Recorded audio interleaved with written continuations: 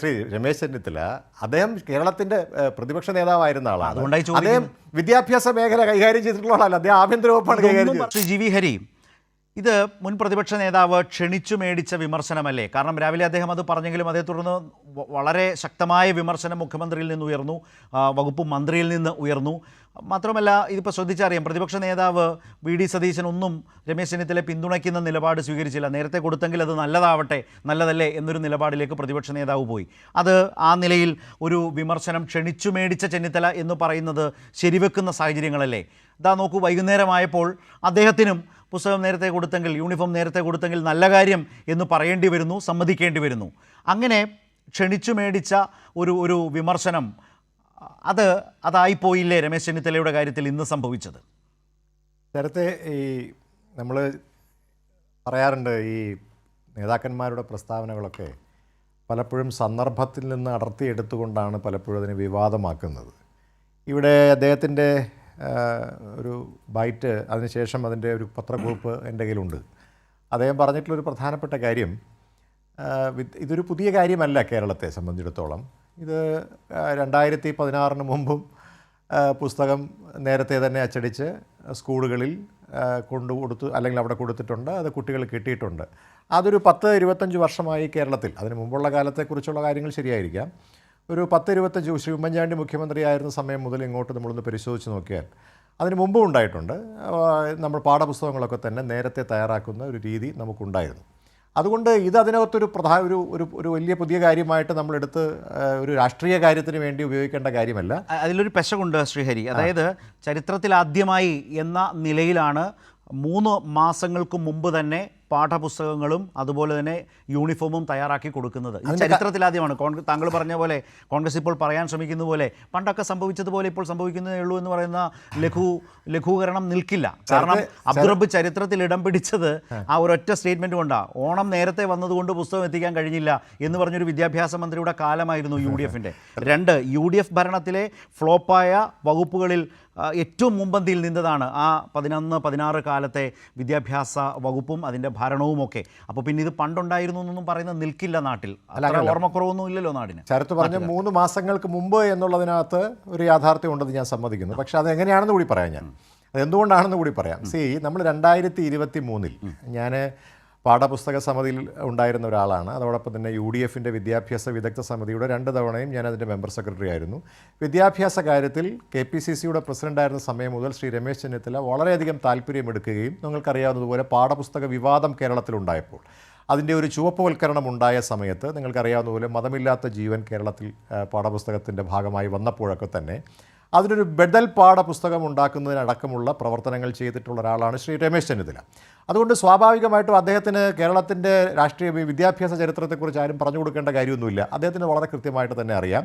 അദ്ദേഹം ഇത് വിദ്യാഭ്യാസ മേഖലയുടെ ശക്തമായിട്ടുള്ള വളർച്ചയ്ക്ക് വേണ്ടി, കേരളത്തിൻ്റെ വളർച്ചയ്ക്ക് വേണ്ടി A. സുകുമാരൻ നായർ ചെയർമാനായിട്ടുള്ളൊരു കമ്മിറ്റിയും MGS നാരായണൻ ചെയർമാനായിട്ടുള്ളൊരു കമ്മിറ്റിയും അദ്ദേഹം വെച്ചു. ആ 2 കമ്മിറ്റികളും കേരളത്തിൻ്റെ വിദ്യാഭ്യാസ ചരിത്രത്തിൽ ഏറ്റവും മികച്ച അവരുടെ ഒരു റെക്കമെൻഡേഷൻ നൽകുകയും ആ റെക്കമെൻഡേഷൻ ശ്രീ ഉമ്മൻചാണ്ടി മുഖ്യമന്ത്രിയായിരുന്ന സമയത്ത് വിദ്യാഭ്യാസ വകുപ്പിനോട് നടപ്പാക്കണമെന്ന് ആവശ്യപ്പെട്ട് നടപ്പാക്കുകയൊക്കെ ചെയ്തിട്ടുണ്ട്. ശരി, ഹരി പറയുന്ന പോലെയാണെങ്കിൽ ഇങ്ങനെയൊക്കെയുള്ള വലിയ മികവ് അദ്ദേഹത്തിനുണ്ടെന്ന് ഇന്ന് നിങ്ങൾക്ക് ഇന്ന് പറയേണ്ടി വരുന്നത് എന്തുകൊണ്ടാണ്? അദ്ദേഹം ഇന്ന് അതെല്ലാം കളഞ്ഞു കുളിച്ചില്ലേ? ഏറ്റവും വലിയ ആക്ഷേപം, രാഷ്ട്രീയത്തിന് അതീതമായി നമ്മുടെ കുടുംബങ്ങൾ, ജനങ്ങളൊക്കെ എത്ര ശ്രദ്ധയോടെ കാണുന്നതാണ് വിദ്യാഭ്യാസ രംഗം. താങ്കൾ പറഞ്ഞ പോലെ അവരുടെ മുമ്പിലാണ് നിരുത്തരവാദപരമായി ഈ സ്റ്റേറ്റ്മെൻറ്റ് അദ്ദേഹം നടത്തിയത്. മുഖ്യമന്ത്രി പറഞ്ഞൊരു സ്റ്റേറ്റ്മെൻറ്റ് അദ്ദേഹത്തിന് വലിയൊരു പൊളിറ്റിക്കൽ ക്രിറ്റിസിസം അല്ലേ? അക്കാലത്തെ ഏറ്റവും മോശപ്പെട്ട ഭരണത്തിൻ്റെ കെടുകാര്യസ്ഥതയുടെ ഉത്തരവാദികളിൽ ഒരാളായ എന്നാണ് രമേശ് ചെന്നിത്തലയെക്കുറിച്ച് എന്ന് പറഞ്ഞത്. ആ ഉത്തരവാദികളിൽ ഒരാളായ രമേശ് ചെന്നിത്തലയെക്കുറിച്ചാണ് താങ്കൾ ഇപ്പോൾ പുകഴ്ത്തിയത്. നോക്കൂ, ഞാനത് പുകഴ്ത്തിയതല്ല, യാഥാർത്ഥ്യം പറയുകയാണ്. ചരിത്രത്തെ പൂർണ്ണമായിട്ട് കേൾക്കും, ഞാൻ അതിലേക്ക് പറഞ്ഞിട്ട് എന്നിട്ട് വരാം. അപ്പം നോക്കൂ, അപ്പോൾ ഇപ്പോൾ എന്തുകൊണ്ടത് 3 മാസം മുമ്പ് സാധിച്ചു എന്നുള്ളത് ഞാൻ പറയാം. അതായത് 2023 നമുക്കറിയാവുന്ന പോലെ 2005 നമ്മളൊരു UDF UPA സർക്കാരിൻ്റെ ഭാഗമായ നേതൃത്വത്തിൽ ദേശീയ തലത്തിൽ തന്നെ നമുക്ക് ഒരു NCF ഉണ്ടാവുകയുണ്ടായി 2005. ആ 2005 ഉണ്ടായിട്ടുള്ള ദേശീയ പാഠ്യപദ്ധതിയുടെ ഭാഗമായിട്ട്, ആ കരിക്കുലം ഫ്രെയിംവർക്കിൻ്റെ ഭാഗമായിട്ട് 2007 നമ്മൾ കേരളത്തിന് തനതായിട്ടൊരു KCF എന്ന് പറയുന്നൊരു സംവിധാനം നമ്മളുണ്ടാക്കി. അതിൻ്റെ അടിസ്ഥാനത്തിൽ നമ്മൾ സ്വീകരിച്ചിട്ടൊരു പ്രധാനപ്പെട്ട പോളിസി എന്ന് പറയുന്നത്, നമ്മൾ 5 വർഷം കൂടുമ്പോൾ കേരളത്തിൽ പാഠ്യപദ്ധതി പുതുക്കി പുതിയ പാഠപുസ്തകങ്ങൾ ഉണ്ടാകണം എന്നുള്ളൊരു തീരുമാനമായിരുന്നു നമ്മൾ സ്വീകരിച്ചിരുന്നത്. നമ്മൾ മനസ്സിലാക്കേണ്ട ഒരു പ്രധാനപ്പെട്ട കാര്യം 2023 1, 3 അതോടൊപ്പം തന്നെ 5, 7, 10 ക്ലാസ്സുകളിലുള്ള പാഠപുസ്തകങ്ങൾ പുതുക്കാനായിട്ടുള്ള തീരുമാനം നമ്മളെടുത്തു 2023. 2024 ആകുമ്പോഴേക്കും നമ്മൾ 2, അതോടൊപ്പം തന്നെ 4, അതോടൊപ്പം 6, അതോടൊപ്പം തന്നെ 8 ക്ലാസ്സുകൾ. നേരത്തെ 9 ഞാൻ പറഞ്ഞ 10 അല്ല, 10 നമ്മൾ 2024 ഉണ്ടാകുന്നത്. അപ്പോൾ ഇത് ഓൾറെഡി തന്നെ നമ്മൾ തയ്യാറാക്കി വെച്ചിരിക്കുകയാണ് ഈ പുസ്തകം. പറഞ്ഞ മനസ്സിലായില്ലേ? ഈ പുസ്തകങ്ങൾ നമ്മൾ ഓൾറെഡി തന്നെ 2003 ഹരി പറഞ്ഞ പോലെയാണെങ്കിൽ 23 മുതൽ ഈ സർക്കാർ കേരളം ഭരിക്കാൻ തുടങ്ങിയത് 2016 മുതൽ. 2016-ലോ 17-ലോ 18-ലോ 19-ലോ 20-ലോ 21-ലോ 22-ലോ ഒന്നും കേരളത്തിലെ പ്രതിപക്ഷത്തിന് ഈ കേസില്ല. എല്ലാ വർഷവും വളരെ അതാണ് വളരെ ചിട്ടയായി വ്യക്തമായി ഇത് കൊടുത്തു. താങ്കൾ പറഞ്ഞ പോലെ UPയുടെ സംഭാവനയാണെങ്കിൽ 2014, 2015, 2016 ഒക്കെ നിങ്ങൾ ഇതേ കാലയളവിൽ കേരളം ഭരിച്ചല്ലോ. ഈ കാലയളവിലൊക്കെ ശരത് പറയാൻ അനുവദിക്കാത്ത താങ്കൾ പറഞ്ഞതെന്നാണ് ഞാൻ ചോദിച്ചത്. അല്ല, ഞാൻ പറഞ്ഞു നിർത്തോട്ടെ. ശരത്തിൻ്റെ ക്ലാരിറ്റിക്ക് വേണ്ടി ഞാൻ പറയില്ലേ, കൃത്യമായിട്ട് പറഞ്ഞാൽ നമുക്ക് ചർച്ചയല്ലേ. അപ്പോൾ ഇതിനകത്ത് നമ്മൾ ഓൾറെഡി തന്നെ നേരത്തെ ഈ പാഠപുസ്തകങ്ങളുണ്ട്. അതായത് നേരത്തെ പാഠപുസ്തകം ഇല്ലാത്തതല്ല, ആ കാലഘട്ടത്തിലൊക്കെയുള്ള പാഠപുസ്തകങ്ങൾ നമ്മൾ സ്വീകരിച്ചിട്ടുള്ള ഒരു പോളിസിയുടെ അടിസ്ഥാനത്തിൽ, അതായത് 5 വർഷം കൂടുമ്പോൾ നമ്മൾ പാഠ്യപദ്ധതി പരിഷ്കരിക്കണമെന്നും പാഠ്യപദ്ധതി പരിഷ്കരിക്കുമ്പോൾ സ്വാഭാവികമായിട്ടും നമുക്കറിയാവുന്ന പോലെ പാഠപുസ്തകങ്ങൾ പരിഷ്കരിക്കേണ്ടി വരും. പക്ഷേ നിങ്ങൾ മനസ്സിലാക്കേണ്ട ഒരു പ്രധാനപ്പെട്ട കാര്യം, നമ്മൾ പാഠപുസ്തകം പരിഷ്കരിച്ചത് ഈ 2023-24 കാലഘട്ടത്തിലാണ്. പക്ഷേ നമ്മൾ മനസ്സിലാക്കേണ്ട ഒരു പ്രധാനപ്പെട്ട കാര്യം, നമ്മൾ പിന്നീട് ഈ പറയുന്ന പാഠ്യപദ്ധതി പരിഷ്കരണം നടത്തുന്നത് 10 വർഷത്തിന് ശേഷമാണ്.